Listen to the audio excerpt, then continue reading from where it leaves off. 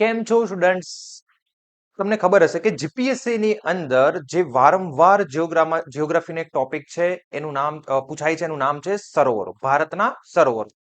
તો ભારતના જે સરોવરો છે, ઇન્ડિયન લેક્સ, એટલે કે ભારતના સરોવરો, જે જીપીએસસી વારંવાર પૂછતું હોય છે, બરાબર છે. તો એને આજે આપણે જે છે શોર્ટમાં શું કરવાનું છે, સમજવાનું છે, અને કયા કયા ઇમ્પોર્ટન્ટ સરોવરો આપણને યાદ હોવા જોઈએ અને તેની ખાસિયત પણ આપણને શું હોવી જોઈએ, યાદ હોવી જોઈએ, એની આપણે આજે ચર્ચા કરવાની છે. તો જો ભારતની અંદર ઘણા બધા પ્રકારના શું જોવા મળે છે, સરોવરો જોવા મળે છે, અને એ સરોવરો જે છે પાછા અલગ અલગ રાજ્યમાં અને અલગ અલગ પ્રકારના અને અલગ અલગ રીતે ભૂઆકૃતિ દ્વારા બનેલા છે. જેમ કે અગર હું વાત કરું તો કૃત્રિમ સરોવર હોય કે જે માનવી દ્વારા બનતું હોય, લઘુન સરોવર હોય જે દરિયાકાંઠે જોવા મળતું હોય, ક્યાલ સરોવર હોય છે, બરાબર છે, જે વર્ટિકલ અથવા તો ઊભું જોવા મળશે. એના સિવાય અગર હું તમને વાત કરું તો ટેક્ટોનિક સરોવર હોય છે. કેવું સરોવર હોય છે? ટેક્ટોનિક, બરાબર, ટેક્ટોનિક એક્ટિવિટીના લીધે બનતું સરોવર હોય છે. તો ભારતની અંદર બરાબર છે બારખંડ, પ્યાલા, ઘણા બધા પ્રકારના અલગ અલગ રીતે જીઓ મોર્ફોલોજી અથવા તો ભૂસ્તર શાસ્ત્રમાં આપણે ભણતા હોઈએ છીએ કે અલગ અલગ પ્રોસેસ દ્વારા અલગ અલગ પ્રકારના સરોવરો બનેલા છે. તો ભારતની અંદર તમે જોશો તો ઘણા બધા પ્રકારના તમને શું જોવા મળે છે, સરોવરો જોવા મળે છે. તો ભારતની અંદર સરોવરની વાત કરીએ તો લદ્દાખ થી લઈ અને તમિલનાડુ સુધી, એટલે કે કેરલા સુધી ભારતની અંદર ઘણા બધા સરોવરો જોવા મળશે કે જેની પોતાની ઇમ્પોર્ટન્ટ શું હોય છે, ખાસિયત હોય છે. તો અગર હું વાત કરું તો તમે જોશો તો સૌથી પહેલા તમને યાદ હોવું જોઈએ કે જમ્મુ કાશ્મીર જે છે, બરાબર, એની અંદર બે સરોવર જોવા મળે છે, બરાબર, જેનું નામ છે વુલર અને ડાલ. બરાબર છે, જમ્મુ કાશ્મીરની અંદર બંને સરોવરો યાદ રાખજો, વુલર અને ડાલ, બરાબર, બંને મીઠા પાણીના છે. કયું પાણી? અને ઝેલમ નદી તો તમારું જે છે એ વુલર સરોવરમાંથી પોતાનું પાણી શું કરે છે, પ્રવાહિત કરતી હોય. તો જમ્મુ એન્ડ કાશ્મીરમાં તમે જોશો તો વુલર અને ડાલ બે સરોવર જોવા મળશે. લદ્દાખની અંદર તમે જોશો તો બે સરોવર જોવા મળશે, પેંગોક ત્સો અને ત્સો મોરુરી. લદ્દાખની અંદર બે સરોવર છે, પેંગોક ત્સો અને ત્સો મોરુરી. આ બંને ખારા પાણીના છે. પાણીની ખાસિયત, સરોવરમાં રહેલા પાણીની ખાસિયત પણ જીપીએસસી ઘણીવાર પૂછતું હોય છે. તો ઇમ્પોર્ટન્ટ આપણે સરોવરની વાત કરીએ તો આપણી પાસે જમ્મુ કાશ્મીરમાં બે છે, વુલર અને ડાલ, બંને મીઠા પાણીના, અને લદ્દાખમાં બે છે, પેંગોક ત્સો અને ત્સો મોરુરી. પછી હું અગર ઇમ્પોર્ટન્ટ સરોવરની અગર હું વાત કરું તો તમને ઇમ્પોર્ટન્ટ ની અંદર યાદ રાખજો કે જ્યારે તમે મણિપુરમાં આવો છો તો મણિપુરમાં એક સરોવર જોવા મળે છે, લોકટાક, જે જીપીએસસી બહુ પૂછે છે, બરાબર છે. મણિપુરમાં એક સરોવર તમને જોવા મળશે, લોકટાક, બરાબર છે, બરાક નદીની નજીક તમને જોવા મળશે. ક્લિયર થાય છે? આની ખાસિયત શું છે? મણિપુરમાં જે તમને લોકટાક સરોવર જોવા મળે છે, મણિપુરનું જે ખાસિયત શું છે લોકટાક સરોવરની? આની ખાસિયત છે કે ભારતનું આ એક એવું સરોવર છે કે જે તરતું સરોવર છે. કેવું સરોવર છે? ભારતનું તરતું સરોવર તરીકે ઓળખાય છે. ભારતનું કેવું સરોવર? તરતું સરોવર તરીકે ઓળખાય છે. કેવું સરોવર? તરતું, ફ્લોટિંગ. કેમ? તો કે અહીંયા જે ટાપુઓ આવેલા છે, દ્વીપો આવેલા છે, બરાબર, એ ફ્લોટિંગ કરતા હોય છે. શું કરતા હોય છે? ફ્લોટિંગ, બરાબર, તરતા હોય છે. તેથી લોકટાક સરોવર જે મણિપુરમાં છે એ ભારતનું કેવું સરોવર છે? તરતું સરોવર છે. ક્લિયર થાય છે? એના સિવાય ઇમ્પોર્ટન્ટ સરોવર જે જીપીએસસી પૂછે છે એ લઘુન સરોવરો પૂછતી હોય છે. કયા સરોવરો? લઘુન. અગર તમે જોશો ચિલ્કામાં તમને જે સરોવર જોવા મળશે એ ચિલ્કા સરોવર જે છે તમને ક્યાં જોવા મળશે? ઓડિશા. લઘુન છે, બરાબર છે, લઘુન સરોવર બહુ વાર પૂછાય છે. કેવું સરોવર છે? લઘુન. દરિયાકાંઠે જોવા મળે. ક્યાં જોવા મળે છે? દરિયાકાંઠે જે છે જોવા મળશે, જેમાં સેન્ડ દ્વારા દરિયાનું જે પાણી છે એ અલગ થઈ જતું હોય છે એવું દેખાશે, બરાબર છે, અલગ બેરિયર બની જશે. એવા સરોવરને આપણે લઘુન સરોવર કહીએ છીએ. અને આ લઘુન સરોવરોમાં ચિલ્કા જે છે એ ઓડિશા, ખાસ યાદ રાખજો, બરાબર છે. ચિલ્કા કઈ જગ્યાએ આવશે?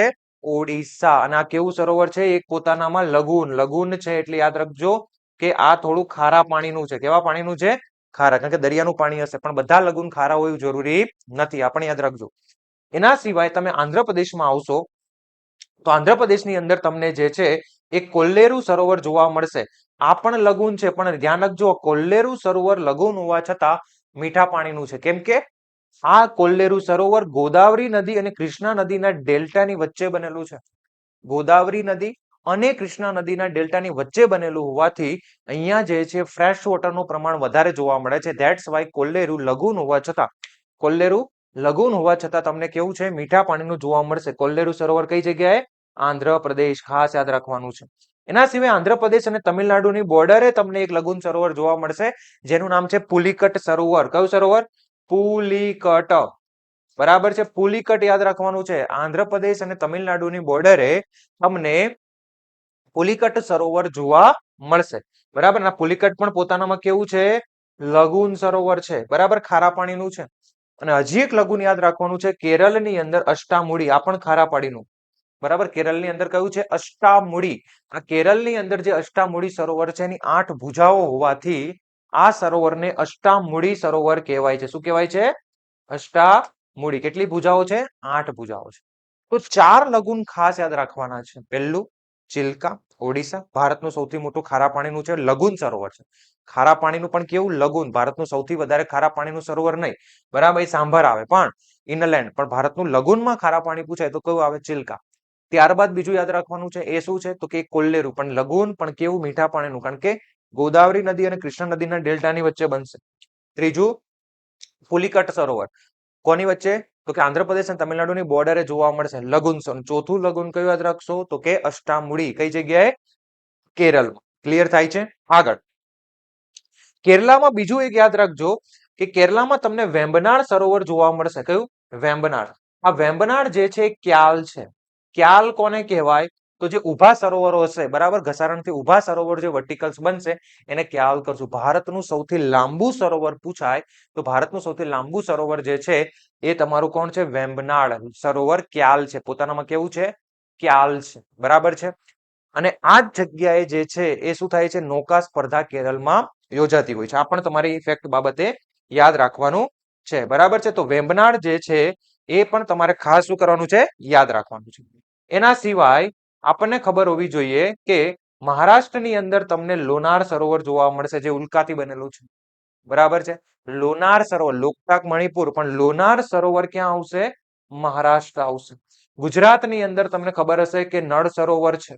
બરાબર છે, ખારા પાણી. કયું સરોવર છે? નળ સરોવર તમને જોવા મળશે. એના સિવાય સલીમ અલી સરોવર બહુ પૂછાય છે, એ પણ મહારાષ્ટ્ર આવશે.